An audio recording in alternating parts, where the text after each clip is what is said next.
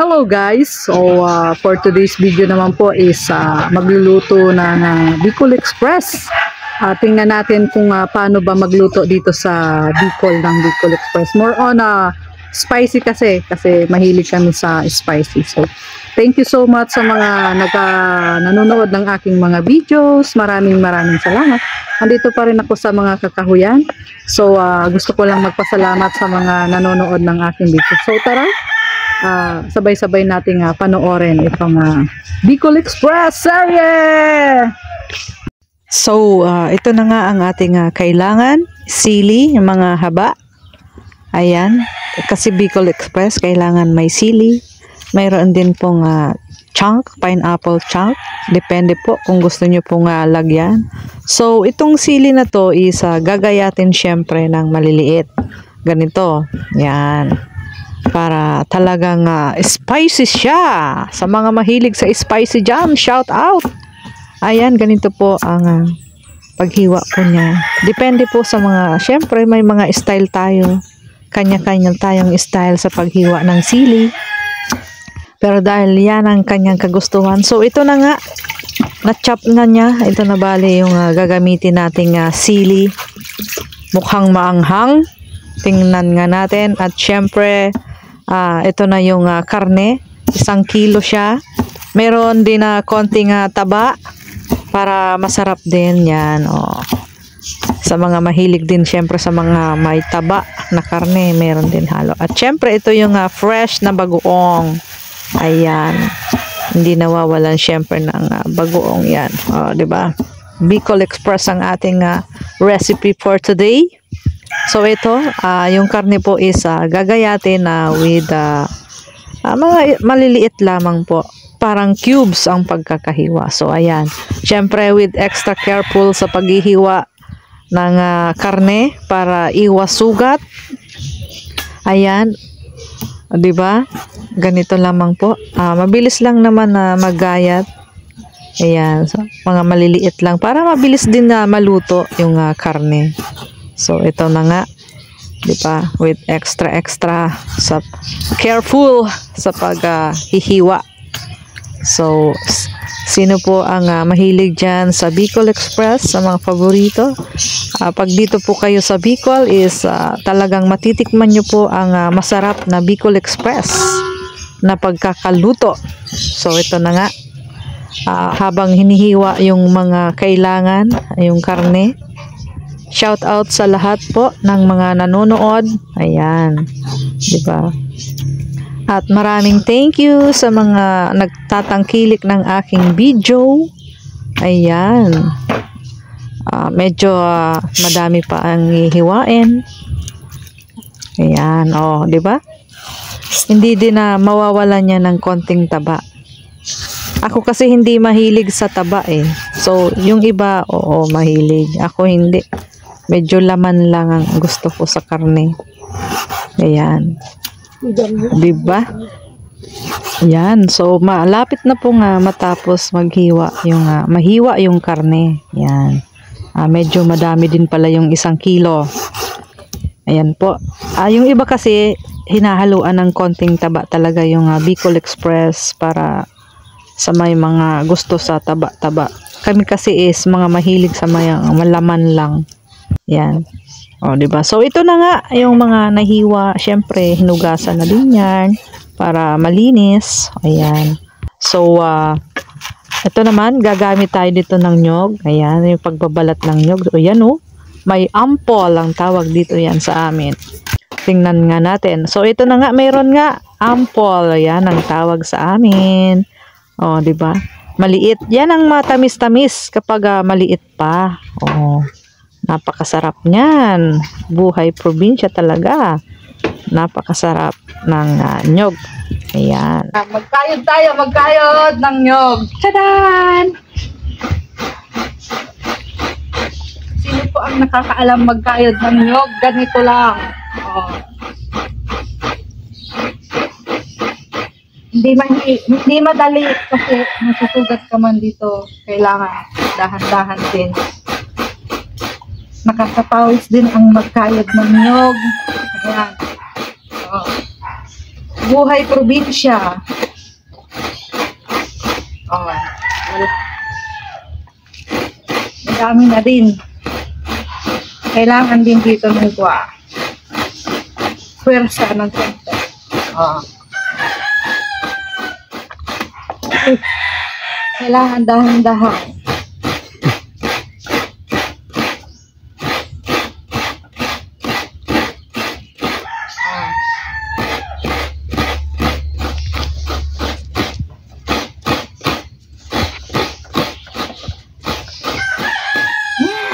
Pinapawisan na ako. Hindi ko pa naubos. Agoy. Ayan, tama na. So, ito na po yung kailangan natin na gata. Ayan, pipigain para mamaya is ready na sa kawali. Ayan, 2 nyog lang po yan. So, ito ang kailangan, yung bagoong, yung fresh bagoong. Alamang, yan. Ewan ko kung anong tawag sa inyo po. At ito na din po yung ginayat na karne. 1 kilo lamang po iyan. Nahugasan na syempre yan. Ready na para ilagay mamaya kapag mayroon ng gata. So, ito na po yung ricado. Ayan, yung sibuyas, bawang, at maglalagay din po tayo dito ng luya. Depende na lang po sa kagustuhan nyo kung gaano kadaming ricado ang kailangan ninyo. So, ito na nga. Nandito na sa kawali. Siyempre, dito na naman tayo sa lutuan na kung saan usong-uso dito sa probinsya, yung sa panggatong.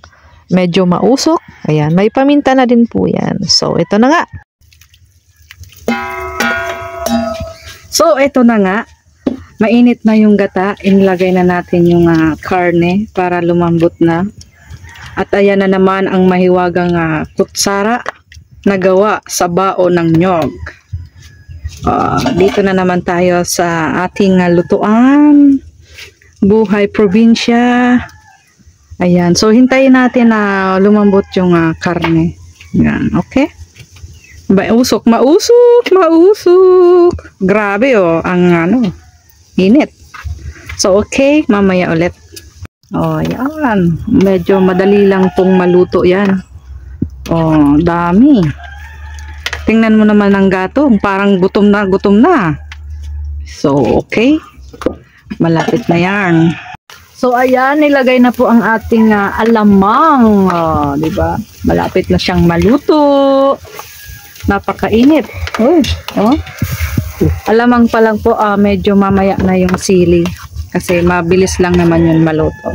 So, ayan. Woo! Ayan, ilagay na po natin yung sili kasi malapit nang maluto. Diba? Uy, mukhang maanghang. Naaamoy ko na ang anghang. Wow! Malapit na siyang maluto. So, ayan. Tingnan nyo naman yung gatong. Panggutom na. Layo-layo ako ng konti at mainit. Ayan. So, ayan na po ang ating Bicol Express. Luto na. Oy, swak na swak sa sili. Sa mga mahilig sa spicy, ito na po ang version namin ng Bicol Express. Todo-todo na to. Ayan, okay. So, tara. Luto na po ang ating Bicol Express. Ayan, nakakatakam. Tayo po ay magmumukbang. Samahan niyo po akong muli magmukbang. Dahil napakasarap nitong imukbang sa dahon dito sa ating probinsya. Ayan. Okay. Eto na po, eto na po. Ayan na po ang ating Bicol Express. Napakasarap. Matatakam ka nga naman. Ayan Usong-uso yan or kilalang-kilala dito sa amin sa probinsya sa Bicol. Ang Bicol Express. Ayan diba? Matatakam ka nga naman. Tingin pa lang. Yan. Okay, magmukbang na tayo ng Bicol Express. Tira! Sa dahon na naman, sa dahon. Okay. Let's eat! Shout out sa mukbangers! Okra!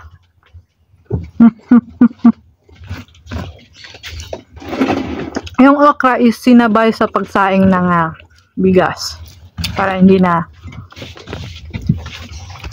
maglaga ka ng tubig.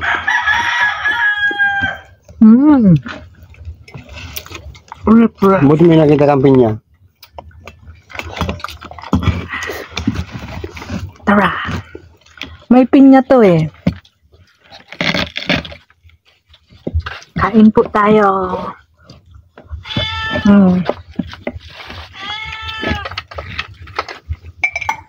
Hindi naman gaanong maanghang. Huwag maingay. Maingay ang aking pusa.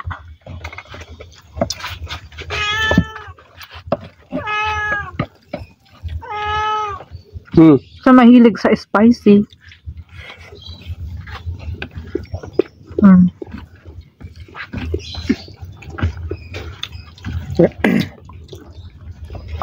Okra. So, ayan. Kain tayo. Masarap magbudol sa dahon ng saging. Bicol Express with okra. At may kasamang drink. So, let's eat. Kain tayo, kain.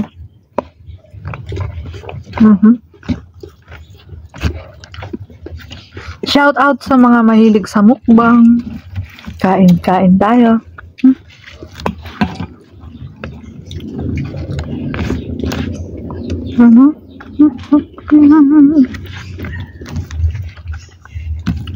Yummy yarn.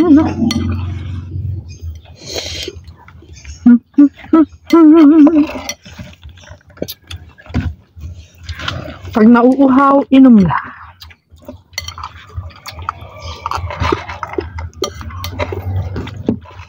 Yummy. Okra.